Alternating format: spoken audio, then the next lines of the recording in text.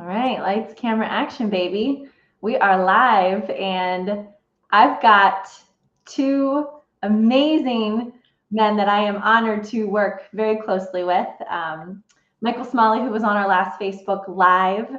Mike, thanks for being here. And here the last 60 days with Cross Country. We're going to get into all things transition, embracing change, right? If you guys watched my last video, I shared, and we all know this is true, comfort is the enemy of success.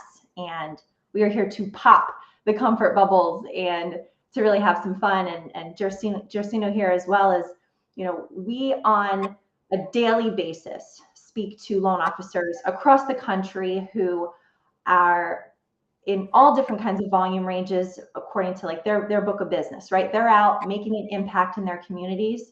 They're out really making a difference for their clients, for both first-time home buyers to all the way in experienced investors.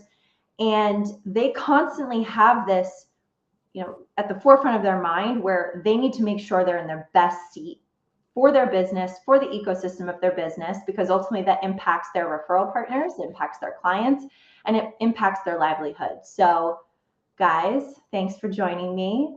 Mike, these last 60 days, right? Like I loved reading your post when you said you've literally had one of your best months ever in the last 2 years, your first transition month with CCM. Like that's unheard of.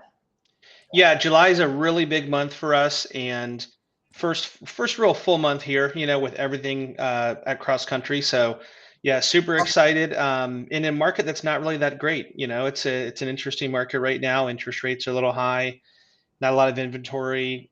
Home sales are like the lowest level in 25 years. So, yeah, we're excited to be busy for sure. Amen. It's a beautiful thing. Well, let's get into a little bit of your background, Mike, and talk about kind of where you've spent your time these last 17 years of your past career or your past company, right? And obviously now in the industry and looking forward, can you kind of paint a picture of where you come from, where you're at, and where we're headed?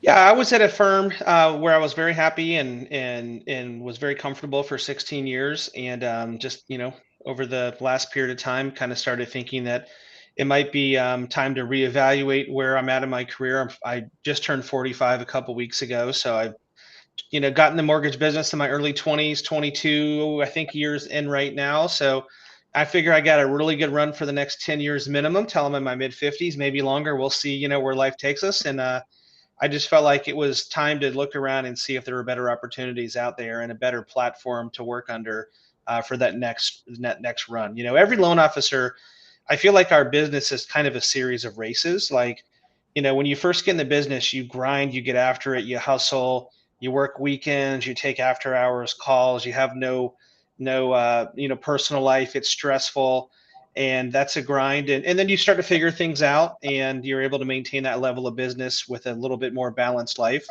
But then if you want to take it to the next level, you've got to kind of start a new race over, and you've got to get after it and hustle and grind again to have that next level where you build up to. And so Mhm. I felt like 2020 and 2021 were kind of the end of like a really good 10-year run for my team and I. I actually took my eye off the ball, and my business went from 70. So I did like 72 million and 96 million, like in 2020 and 2021. And in 2022, I went backwards to 36 million, which might sound like a great number to a lot of people, but that was embarrassing to me. That was my worst year in probably 10 years. And it wasn't a terrible market. I just took my eye off the ball. In 2023, I was back up to 50. I think this year I'll probably do 60. So we're kind of moving back in the right direction. But I was ready to get back on, kind of start a new race over and start another 10-year grind and get after it and hustle and have found a great place to do it at, and working with great people like you guys and many, many others. Heck Yeah, yeah. that's great. Thanks for sharing that. And one thing I want to add in there, and I think the relatability that you have with so many people out there, and I don't even know if you realize this of how many people saw your last video and related to you, because like Kelsey mentioned, we're in a unique position of really speaking to top producers all over the country. And one of the things that we're seeing is the average of who we're speaking with, they've been at their company for 10 to 15 years.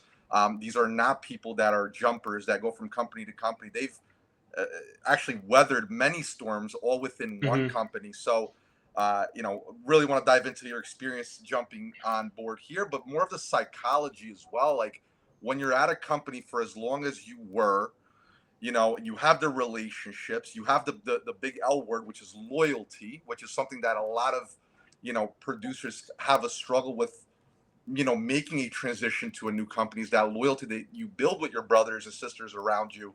So, like, what was that psychology for you? Like when you started approaching a time of realizing maybe there is something else and breaking away from feeling like you were Yeah. not being loyal.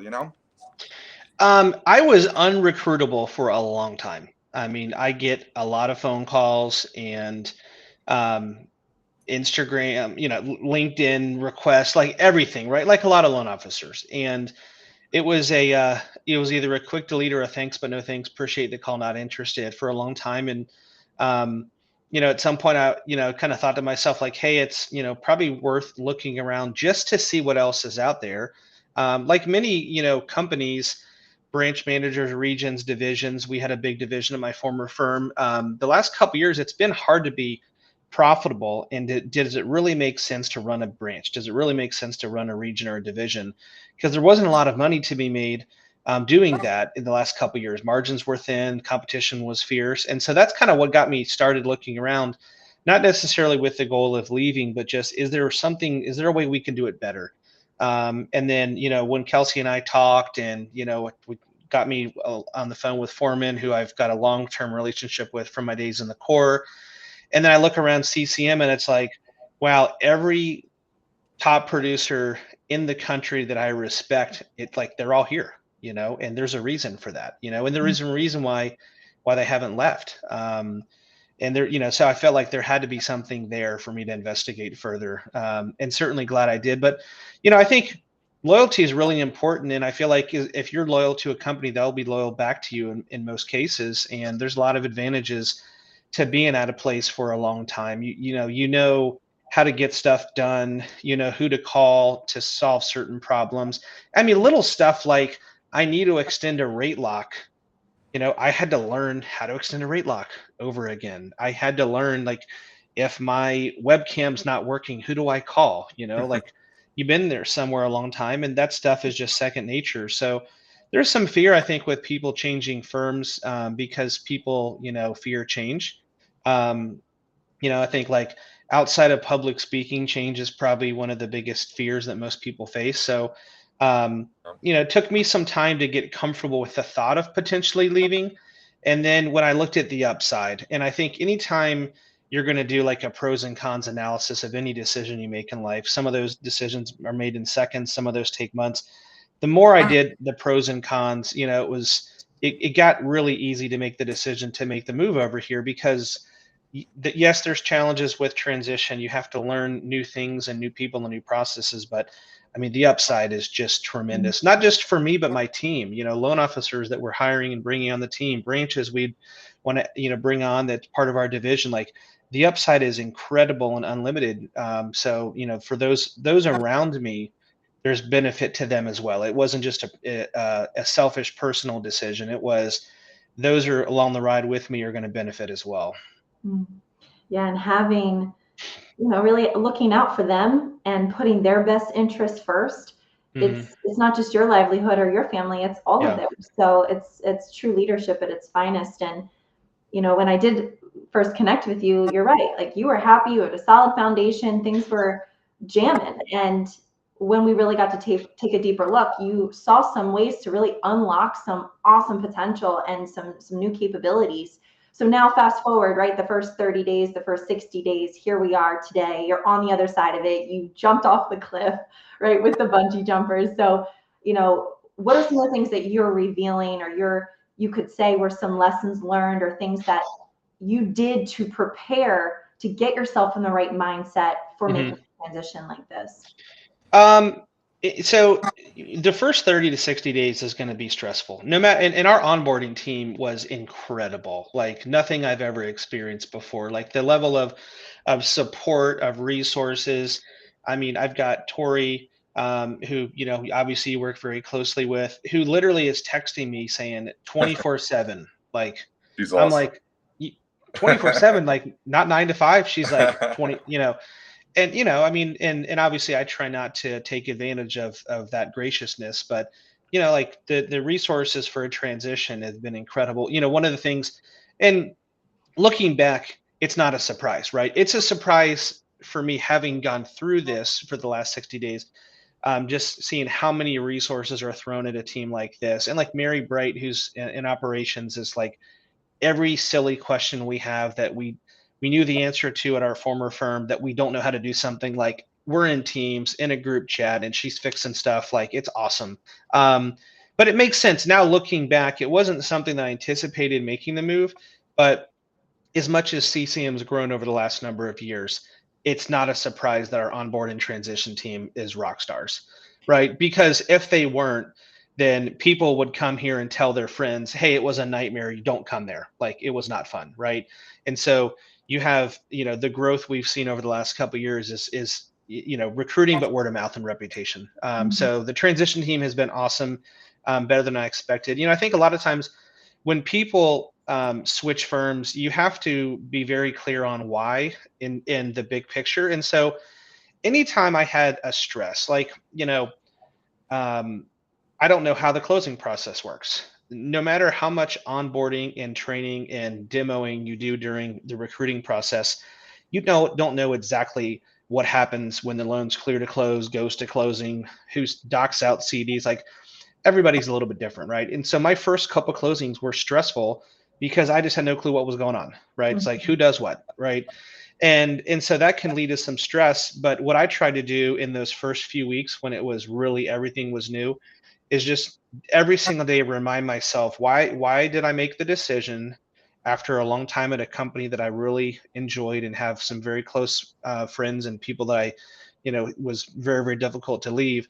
But why to make the move? And so anytime something stressful would happen, like oh gosh, I don't know when's the CD going to go out? Who does that? I'm not sure.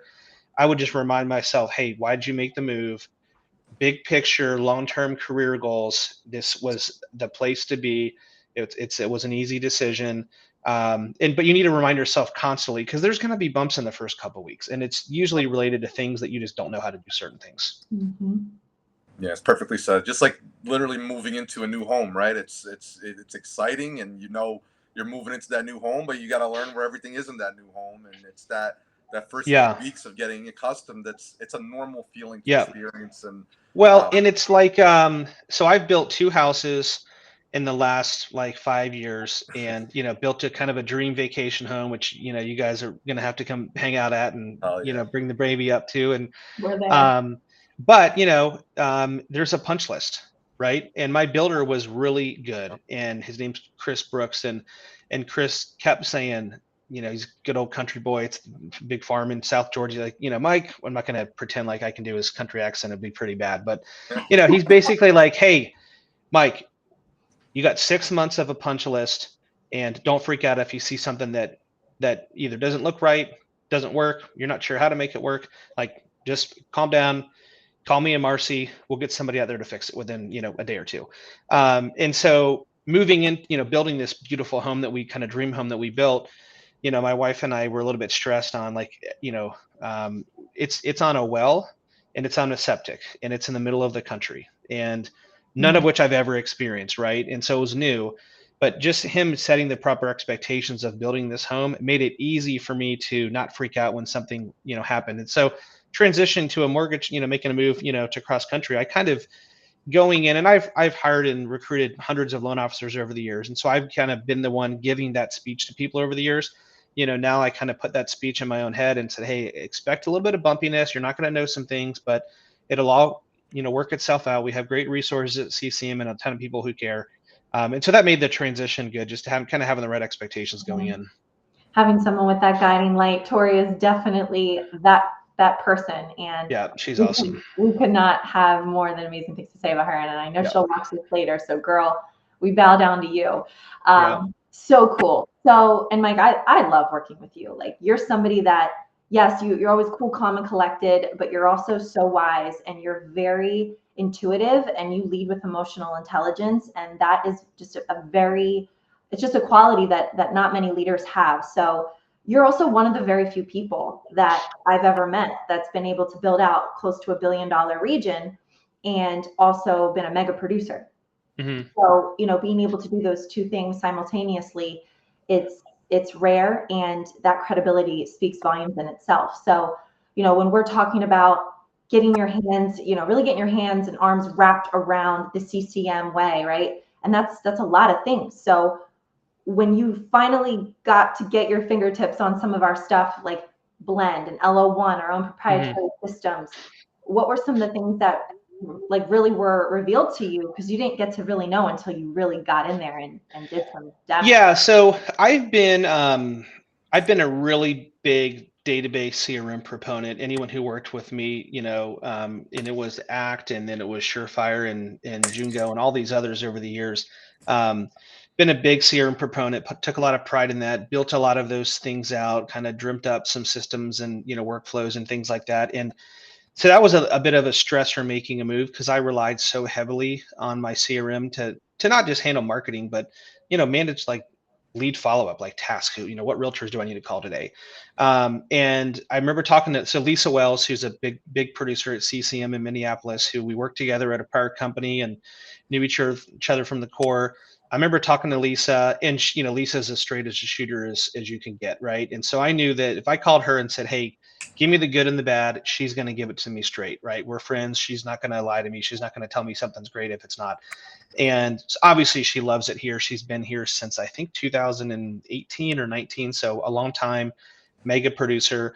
But the one bit of advice she gave me, which I was surprised to hear from her, and she knows I'm a big database person, and she calls me by my last name. She's like, "Smalley, you need to just dive into LO1 day one. Use the CRM. Do not use whatever system you have, whatever database you bring from your old company." She's like, get what you data you can and what you're able to get, and have your contacts, but like dive into LO1. And so I was like, cool, sure, sounds good. And anytime you hear a company sponsored proprietary CRM, for me anyway, it's always a big red flag. It's like, yeah, whatever. Like Sounds daunting. you're a mortgage company, okay? You are not Salesforce or Yeah. pick the name, so that's always been something I was like, yeah, whatever. Like, you may say that, but no, I don't believe you. The hype is real. It's unbelievable. And we're just with LO1, which is kind of our in-house CRM. We are just scratching the surface, I feel like, of the capabilities. Like, I'm actually getting on another training tomorrow. And I like it because it does everything. It's true one-stop shop. So I input a lead in there, send in the application from there. There's a mobile app. It syncs with Blend, which is our kind of consumer portal, syncs with Encompass. All of your contacts, whether that's past clients, leads, in process realtors, everybody's in there. One of the things that's really cool that my old CRM didn't, which was a frustration, is so new contract comes in today, and I put the realtors in the file contacts and Encompass, our loan origination system. In my old CRM, I had to manually input those into the database, and in LO1, it's automated. And so there's some really cool capabilities. After the first couple of weeks, one of my biggest takeaways was, because at my old company, I was top five, most years, and it wasn't a huge company, probably 200, 225, 50 loan officers. But I was like number one in the nation, like nationwide, right around the time I was leaving, maybe two or three, because day to day it ebbs and flows. But I was, near the top, and here, if I took my production from there and annualized over here, I'd be like somewhere like in the, I don't know, 50 to 75 range. I mean, we've got 3,000 loan officers, I think. Um, but my big takeaway was, wow, now I see how some people at cross country do so big of numbers. And I remember, um, so every Monday, Wednesday, Friday, there's an email that goes out first thing in the morning. It's called Top Gun Leaderboard. And it's basically a month to date rank of the top 10 in units and top 10 in volume. And a friend of mine at a different company somehow got their hands on it a few months back. This is like maybe in February, or I think it was in March. And so I was at like 15 million, through March, like 5 million a month. Um, and someone at cross country, it said like, 20 million, like, 40 units for 20 million. And that person was, let's say, number one. And the person who sent it to me is like, wow, their top producers, done 20 million, year to date. It's like, no, that the person did 20 million that month, The month. like in Yeah. March. Yeah, not year to date, like in March. Yeah. And so that's pretty motivating. So, to see how many people are doing, 50 million, 7,500, or hundreds of millions of dollars. It's like no other company in the country, really. And, tools like LO1 and Blend and some of the efficiencies that some of those systems create, I think are things that help people do mega volume. I mean, certainly someone doing numbers like that. I mean, I'll do 60 million this year and I have a team, right? Someone doing 200 million, they certainly have a team. You're certainly not doing it without a great support system and Yep. a great team. But the systems and processes and tools and technologies, I think, is definitely a big takeaway for me. That it was like, wow, now I see why there's a number of people doing $100 million at CCM in a market that's not really that great. Mhm. Yeah, it's cool that you're still uncovering a lot of that as well, and it's like a consistent thing, right? It's like Yeah, everything you start uncovering, you're like, wow, this is high level. This is high level. And that's yeah, that's what's cool when when we approach things and we say proudly we're number one in the country, number one retail lender in the country. hmm, That's strong to say that, but like I like the meat and potatoes of like why are we at this level? Why are the hmm, top producers all over the country coming and staying? What are we doing so special? And then you start uncovering layers and layers and layers of what we're doing, and that's quite incredible. And I think going back when we do speak to people who are 10, 15 years where they're at, usually people live in two frameworks, which is what you know and what you know that you don't know. Those are the two purviews we usually live in. But the biggest one that people don't realize a lot of times, there's a third outside circle, and those are things that we don't know that we don't know, and that's an infinite, right? And I think when we start uncovering a lot of that with leaders all over the country, of them seeing, wow, I didn't even realize certain of these products were out there, or systems like this were out there, yeah. like and I was going to ask you, what were some of the things that you didn't know that you didn't even know? And it sounds like LO1, the technology system, is definitely one of those things for you. LO1 was something that I anticipated being good, but was much better and much more robust than I expected. Because you're always skeptical of a mortgage company built it. Come on, is it really, that good? Yeah. So that was one thing. Blend was one of the things that had heard of it, didn't know it existed, had worked through, kind of a different consumer portal where the online application bar uploading process was just, really cumbersome. Always having problems with people not being able to upload documents, or it was kind of a frustrating, hard, difficult process. Um, and what I'm getting ready to say, some people are going to be like, "This is old news. You're not telling me anything new." Some people might be like me, like, "Wow, didn't know it existed." But I mean, Blend is awesome. It's the link between Encompass and LO1 or CRM, and it's the online customer portal to apply online, upload documents, sign disclosures. As an LO, we run DU and LP simultaneously through there. OB, our pricing engine, is integrated within there. I can send pre-approvals within there. I can give realtors access to pull their own pre-approvals within there. Um, One of the things that is really cool that I like, mine is, so we get free soft credit pulls here. Kind of, I think, Massive. strength and size, right? Mhm. Allows us to negotiate that. Yeah. That was expensive at most other mortgage companies. It's very expensive. So, but mine is automated. So when someone applies online and it automatically goes into Blend, I log into Blend literally seconds later on my phone or on my desktop when I see that alert come through, and there's a soft credit pull already run, which is awesome. And just simple things, efficiencies like that are really impressive. And so that's a tool that I didn't really even know about or Yeah. anticipate. Wasn't really sure what that customer experience looked like. And I mean, we're talking about, customers that are not tech savvy are not having trouble with it. Yeah. And you always worry about what's the borrower experience look like. And the borrower experience with Blend is really, really easy and efficient. Mhm. There's some cool AI tools built in there. If someone fills out the application and says they're self-employed, it knows what documents we need. It knows we need Yeah. tax returns. If someone is salaried, it knows we need pay stubs and maybe a W-2 from last year. So it automates credit inquiry letters. It automates derogatory credit letters because it reads the credit report and just pops them in there. So there's some really cool efficiencies there. So that was something that I didn't really anticipate. I think when people move, they typically ask pricing and product questions. I feel like that's where most people spend their time. And I'm not going to downplay either. I've never in my career, I think it's a huge mistake for a loan officer at company A to call their friend at company B and say, "Hey, what's your rate on this scenario?" Because I can tell you what's going to happen. The friend at company B is going to fudge the truth a little bit so they sound a little bit better. And the friend at company is going to be like, "Oh, my rates are terrible." And they're going to sell on the defensive.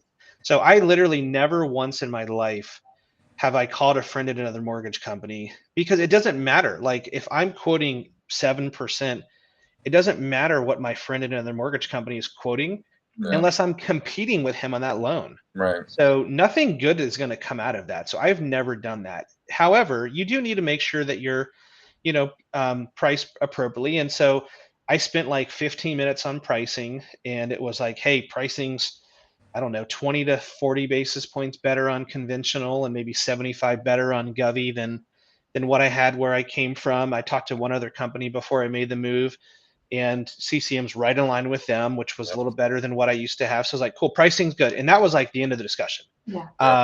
Like, popping in a pro forma to make sure that if you're running a branch, it's good. But like pricing, and honestly, like,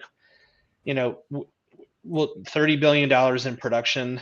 I think your pricing's probably fine, right? Yeah. Like, I doubt Matt Weaver has pricing issues doing $300 million. So that's kind of my take on pricing has always been like, if they have a bunch of mega producers, they're priced fine. Yeah. And so, I get OB access, make sure it matches up, and then move on. What's funny about this, Smiley, is when you lead with how much support and how much access you have and how robust the internals of CCM is with really giving you every tool that you've ever imagined needing. Mm-hmm. The instinctually, sometimes the automatic subconscious response from top originators out there is what? Well, the pricing must be jacked up because there's no way that you're getting all these things and it's not Mm-hmm. affecting my pricing. And you just hit it on the head. Like pricing, we're retaining the top of the top talent all over the country. Pricing is never an issue. Yeah. Yeah. I think one of the big things too people worry about is how am I going to go back in time and make sure that I don't lose any information or just contact information, the people, their databases. And obviously, we have to be very, smart with that. And I think, one thing that CCM has done is the power of rebuilding databases. Like, I Mm-hmm. don't think people really are aware of that. And every time we talk about that, they're like, wow, like it's huge because it's public information, and being able to help somebody save time and not having to go backwards and just Yeah. lose time and momentum doing that, that's huge as well. Well, when you change companies, like, you just have to know that you're going to have to call your leads that, you pre-qualified over the last however long, and ask them to send you documents again. You're just, you're going to, and people are using you, not your company. So that was way easier than I expected, having to call people and ask them to send documents again. And it was really, really easy because Blend is a really easy portal for them to upload documents. And honestly, like someone who pre-qualified 3 months ago, if you didn't change companies, you'd still have to get updated documents because they're dated. So that was a lot easier than I expected. So, it never makes sense to try to sneak and take documents with you and save time. Like, that's an easy way to get yourself in trouble. So just, you're going to get documents again. You're going to have to start over. It's not nearly as big of a challenge as you would expect. And the data piece, I mean, as long as you have like name, phone number, and email, as long as you can get contact information for your people. I was really pleasantly surprised with the response with my realtors making the phone call, and they basically said, "Mike, we work with you. Like, we don't care where you work. If you switch companies, we figure that you probably researched it and made a good or informed decision." And honestly, realtors should be the last person LOs should worry about, because every single realtor you work with has probably changed companies more than you have. Yeah. Like, they've all changed firms. Like, all my best realtors, like, except for maybe one, like, they've all changed firms in the last 5 to 10 years. I mean, there's transition in that world, like, So that was an easy message. So and the recreating the database tool is pretty cool, Kelsey. I remember I got an email one day and it said like you had 1,700 contacts added to your database, and so I messaged Jenny and my Cool. team, and I was like, "Hey, we haven't uploaded our database to the marketing team because our marketing team here will take whatever data that you can get of your database contacts and whatnot, and they'll kind of help format it and upload it into LO1." And Jenny's like, "Yeah, I'm still formatting it. I'm still putting it together." And so then I called Tori, I think, or maybe Julia, and I was like, "What is this?" And they're like, "Well, we search public records and it's public data, like you said." And I don't know how many years it goes back, if it's 3 years or 5 years or what. But yeah, I had like 1,700 contacts just pop up one day before I uploaded it, which was really cool. Getting proactive, and listen, that's the name of the Awesome. game. When I think about opportunity and market share grabs, I do think about all of our products. And that was a huge lift where I know we talked Mhm. about non-QM a little bit the other day, and you were like, wow, like you didn't even realize how powerful it was before as well. Yeah. Can you share a little bit of that?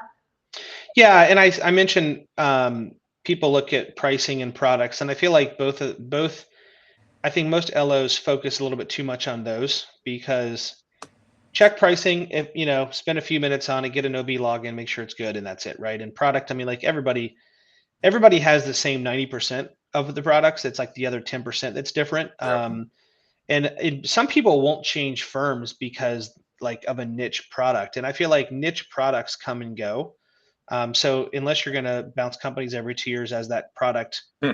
ebbs and flows with companies, like take advantage of products, but don't only chase a certain niche. But I was super impressed by the products we have. Everything from just our traditional, conventional, but we've got some cool like conventional grant type programs, and all the kind of Govy add-ons and bond and things that are out of the ordinary. Jumbo, we're strong, certainly as strong as you're going to be as an IMB. That's not a portfolio lender.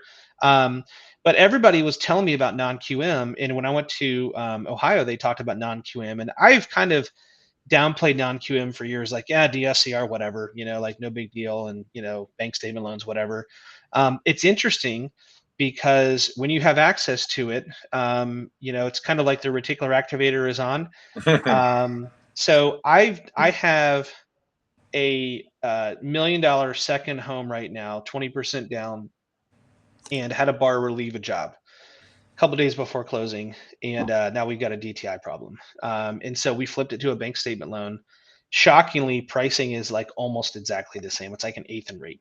Um, we have another self-employed person buying a condo 10% down with a limited review. In Florida, Fannie Mae, you have to put 25% down to do a limited review. That's a Fannie Mae Florida specific overlay for Florida condos. In the portfolio, expanded non-QM product, 10% down with a limited review on a condo is really cool. And I've got another bank statement loan. We're doing a cash out refi for a realtor who's got some assets. It's kind of retired now. One of my LOs is doing 9 DSCR loans for one investor. Hell yeah. So this investor is buying and he's kind of using the Burr method, right? So he's kind of buying it, renovating it, and then refinance, then rent. And so he's buying these on hard money loans, doing some rehab, 6 months ish or what, from acquisition. He's then doing a takeout DSCR with us to pay off that 12% hard money and put a long-term tenant in there.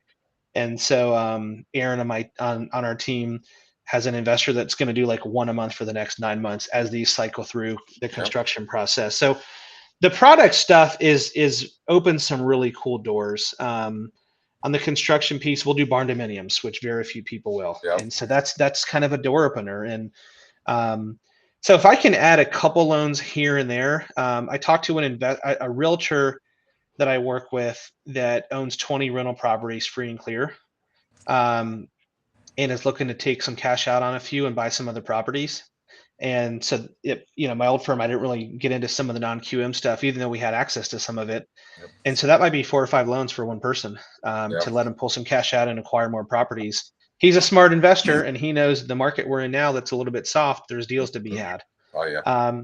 So the product stuff is not something I spent a ton of time investigating. Far exceeded expectations just because the portfolio of products that we have is a lot more robust than I realized. Because I didn't move for product, and I don't think anybody should move only for product.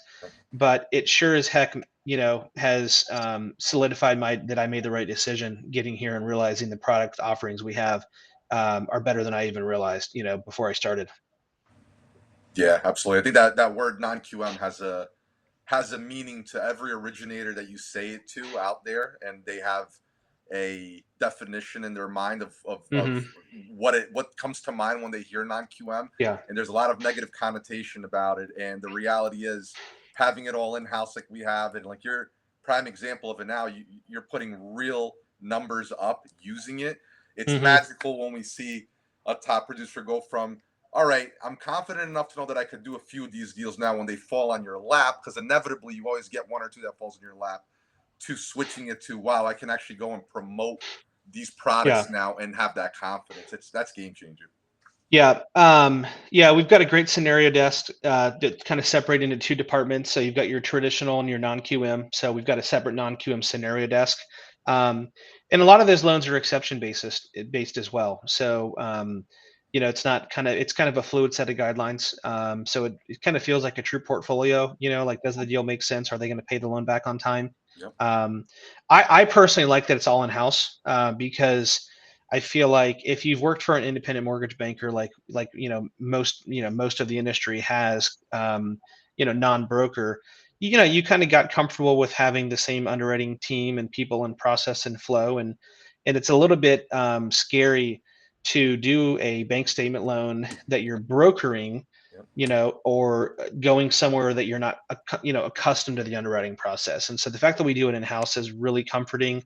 And we service a lot of those as well. So, for future refi opportunities, like having, retaining the servicing, I think gives me some opportunities because non-QMs are probably not going to be non-QMs forever. At some point, whatever caused that, um, two of mine here are recently self-employed people that just don't have enough of a history, but have a lot of assets, but not enough of a history showing income. So, bank statement loans made sense.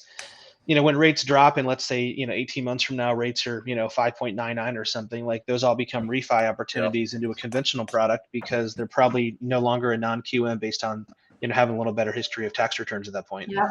Yep. Out of the 400 million we did last month of non-QM as a company, 200, well, I should say 45% of them were exception loans. So roughly almost half of it, 200 million were Yep. exceptions. Like that's massive. Um, Absolutely game changing. Now, when we talk about from a recruiting perspective, right? Like there's different leaders out there with different goals. Some originators just want to be in that rainmaker seat that have, the junior LOs, the LOAs that are in all different kinds of lanes. If you're in the core, right, the LP1, the LP2 lingo. The other great coaching firms out there. When, we started talking, we knew that a big part of this is to build out your entire division. And in your experience and some of the recruiting support that you've gotten and just the handoff and the way that we've represented, what's some of your feedback with that? I think the biggest difference in what I'm accustomed to is that we are very much in growth mode. And so cross country as a company underneath the whole umbrella. So whether that's acquisition of talent through recruiting or in growth mode, or if it's individual loan officers growing their business, we're very much in growth mode. And so I feel like a lot of mortgage companies are in maintenance or survival mode, both from a recruiting standpoint and just individual LOs. Just let me survive this year. Let me pay my bills. Let me make it through. Let me try to survive until the market's better, rates are lower. And it's hard to do anything in life when you're on the defensive, when you're in that kind of survival mode. And so I think one of the things that's been most impressive about cross country is I don't really hear people talk about maintaining or status quo or cutting costs so we can turn a profit this month or things like that. Everything is, you know, let's continue pushing forward, getting better, take advantage of a challenging market, and let's grow. And whether that's acquisition or internal, grow your business. And so that's been, a really welcoming change to be with the team that wants to grow and move forward like that. Um, I think recruiting is a tag team effort. Like I'm absolutely looking to recreate what I had at my old company, which is bring on LOs and branches in a division and provide opportunities for an LO to like some of my first couple of teammates that we brought on board. They want to grow, they want to build out their personal production team, turn that into a branch, recruit LOs, build their own team, and kind of like what I did. With my former firm and my old partners is, that same kind of growth model. And so, one of the things that's exciting here is that, there's really no limits on what somebody can do within the cross country umbrella. If someone wants to be a mega producing LO, they can do that. If they want to be a producing manager and do both, they can do that. So there's a lot of ways to be a successful originator in the mortgage business. But I think recruiting for us is a tag team effort. It's like you guys have made me more excited than I've ever been to recruit, because I feel like I have something great to sell, and not even really sell. Like I feel like, gosh, if someone could see what I see every single day, Yeah. they would be like knocking down cross country's doors to join the team in whatever market they're in. Not even necessarily people that would come on my team. We just have something really special here. But I think the attitude of growth and the excitement to grow, and from a manager's perspective, the participation of the home office in growth is different. Something that I'm not as accustomed to. So it's hard for a branch to grow financially because there's some expenses that are incurred that a small little branch might not have the resources or the fortitude to take a risk like that. And so having the ability to have the home office support us and participate financially in some of those things, I think is a great opportunity. I mean, we talk, I don't know, at least 4 times a week, if not every single day. Just strategizing, talking. What are we trying to do? Who should we follow up with? Who are we in contact with? And that's been really exciting for me, and it's forced me to do that when in my former life I didn't do much of that. We kind of recruited when an opportunity would pop up. It was more reactionary than proactive like it is here. But it's I want to recruit the whole world because I want to share what I've got. Right. Like It's yeah, exactly. It's not even it doesn't feel like recruiting. You're literally leading people to sharing the realize like story. there's Yeah, more. There's more yeah. here. And Like if you want to get me excited, like I'm not the most outgoing person, right? Like I'm not, life of the party, that's my wife, right? She's the outgoing person. But if I'm excited about something, like I'll talk about, like, if you want to talk to me, I played college baseball in the minor leagues. If you want to get me excited, talk to me about baseball, talk to me about the farm in Georgia and deer hunting, oh and now it's like, talk to me about cross country. Cause like, yeah, it's exciting to share. Like, I want to talk about it because I've been in the business a long time, and there's some really cool things that we do here that I don't know if other companies can recreate. So, as someone who still originates, and I don't think I'll ever stop originating ever as long as I'm in the mortgage business. I feel like even if and you can build a big team and delegate and be less involved, but originating in some capacity, I think, is really important for most mortgage leaders, oh unless you yeah, have just a massive group underneath you, yeah, because it keeps you in the trenches. And so, yeah. if I'm talking to borrowers and pricing loans out, and dealing with the challenges that loan officers deal with, I can relate to what they're going through.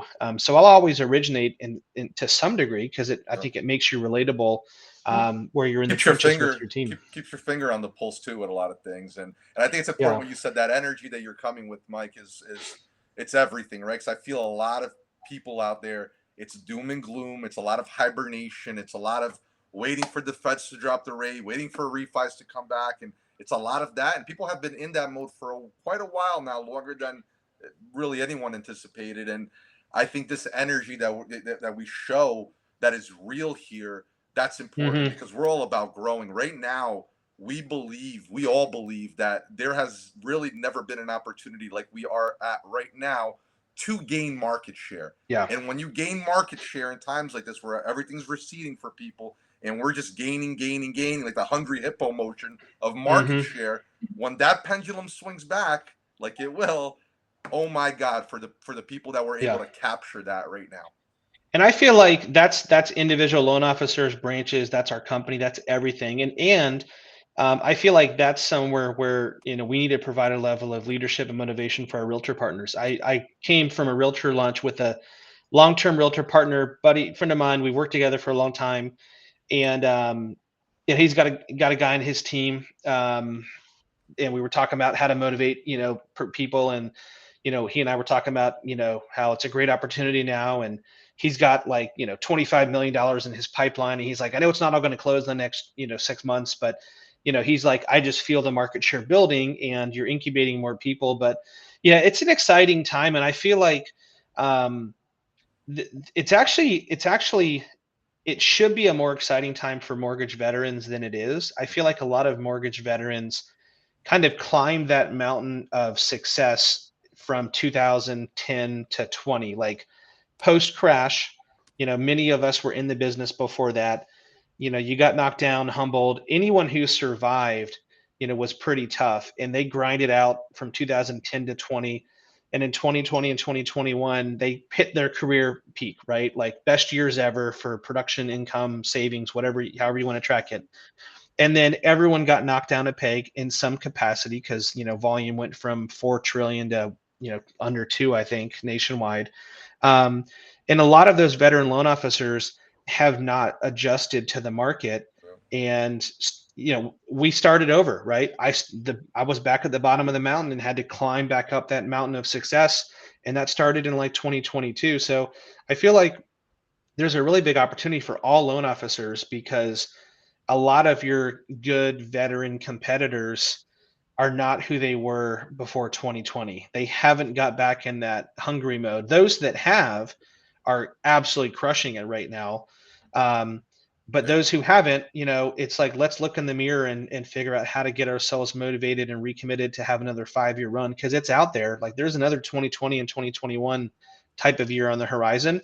Um, it's kind of interesting because you have some rookie newer loan officers that are having a tremendous success right now because they don't know any better. Like at Yep. my old company, we had two in particular that were both less than a year in the business that were crushing a Don't lot you of our love when that veterans. happens? It just shatters. Yeah. It just shatters everyone's pre-established, stories of what's Yeah, what's they, happening. we had these two ladies. They were both less than a year in the business that were knocking out million five, $2 million months. And I'm not sure it's because I've been gone for Yeah. a couple months now, but they're just kicking butt. And then you've got a 20-year veteran that's doing two loans for 500,000. It's like, oh, the market's so hard. Then I got these other two people that don't even know what the heck they're doing yet, Yeah.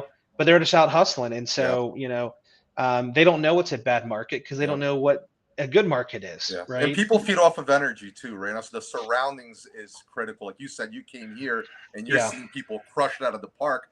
That's motivating, right? It all depends on the boat you're in. If you're in a boat and no one around you is really rowing, there's only so long that you could do it yourself before they drag you down as well. But if you're in a boat and Hmm. everyone's rowing hard, the natural progression is for you to grab on as well and just row hard. And Yeah, I one think, of my motivations to make the move was I didn't want to be the guy that was pulling yeah, as much. yeah, I either wanted to be like, the whole row the boat analogy, like either rowing the boat with you, yeah, or like I want to have somebody to chase. yeah, Like I want to see someone doing 100 million yeah. and my 60 feels inadequate, and I want to Mm-hmm. go after that person. And Amen. that's something that's really special that we have here. It's kind of like you breed healthy, friendly competition. Yes. Um, It's so and necessary. yeah, That I want to beat Lisa. We're buddies, but I want to beat her. Oh yeah. And I want to beat Bruce Woodburn, who's my Yeah. buddy, who's been at cross country for a long time, and Yeah. our offices were like half a mile from each other. We talked like for like 15 minutes earlier today. Like I want to beat Bruce. He wants to beat me. We want to motivate each other because we'll make it better. yeah, You guys will both break your records by doing that. For That's sure, yeah, yeah, and it's kind of funny. Like one of the misconceptions here is, um, it's kind of funny. I think Kelsey, I told you this. Like when I thought about potentially making a move, cross country was not on my radar. In fact, it was like on my probably not going to consider them list. You guys know this, right? yeah. Um, And it's because my perception was too big, right? Like, is it too big? And I was at a smaller company and, you know, had a title and all that stuff that doesn't really mean a whole lot. And I remember talking to Ron, our CEO, one day, and he's like, Mike, we're not too big. And let me give you an example. And he used the example of Southeast Florida. So from like Miami to, Jupiter, basically, he's like, we dominate Southeast Florida and we want market share. He's like, in Orlando, where I'm at, he's like, we don't have huge market share. It might seem like we've got some really big loan officers, but he's like, we don't have market share. And the more I thought about it, so there's a guy named Michael Dean so me, Bruce, and Michael Dean, all similar volume, 50, 60, 40, 50, million, that ballpark. I've known Bruce for at least a decade and never crossed paths with him ever. I didn't even know who Michael Dean was until like 4 months ago. Yeah. Look at Um, yeah. his office was literally hundreds of yards from my old office to the east, and Bruce was like a quarter mile to the south. I've known Bruce really well, never ran across him. I didn't even know Michael, didn't even like know who he was. And I'm looking at the roster, I'm like, who the hell is this guy? This guy's Yeah. freaking crushing it, like doing Goes huge to show numbers. you And guys are in your own lanes, and you've got your yeah, own referral partners, and your and referral partners are loyal to you guys. so what turned me from I can't go there, they're too big, they're already saturated, to, oh my God, this is a no-brainer, was the conversation with Ron about market share. And Right. then, he didn't even know Bruce and Michael were that close to me. I knew that. And Yeah. then after Ron's message, like, you know what, he's absolutely right. And now what's really exciting is me and Bruce and Michael and a couple other managers in Orlando, we get on a call every Monday at 11 o'clock, and we're, different branches, divisions, whatever you want to call it. Like, we're not in the same office. I don't make any money on them and vice versa. But we're collaborating every week to try to figure out how can we dominate, this area, and how can we make cross country which we are the number one lender in Central Florida now, volume wise, with our team and some other people joining. But it feels like there's still so much, Oh, room to Me and grow. Scott Foreman, so our much. favorite quote is "Iron sharpens iron," and that is that Mhm. its purest form. Yeah. And it is the energy is real, and it helps you chase the Achilles heel of one another, and that rat race to the top, it becomes not so gruesome or lonely, right? Because you're able to Yeah. really high five. And listen, anybody that's watching this, and you obviously have a vision for yourself, and it's you versus you in the mirror at the end of the day.